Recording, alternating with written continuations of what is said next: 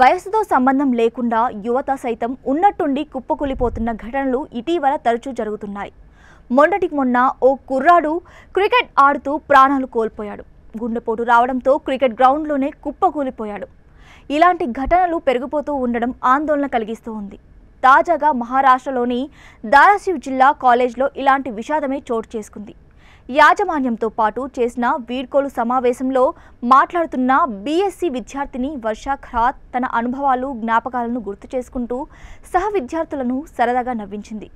20 ఏళ్ల వయసున్న ఈమె అప్పటి వరకు అందరినీ నవ్విస్తూ తన స్పీచ్ను కొనసాగించింది. ఉన్నట్టుండి నవ్వుతూ అలాగే నేలపై కుప్పకూలింది. హుటాహుటిన హాస్పిటల్కి తరలించినా లాభం లేకపోయింది. అప్పటికే ప్రాణాలు కోల్పోయినట్లు వైద్యులు ధృవీకరించారు.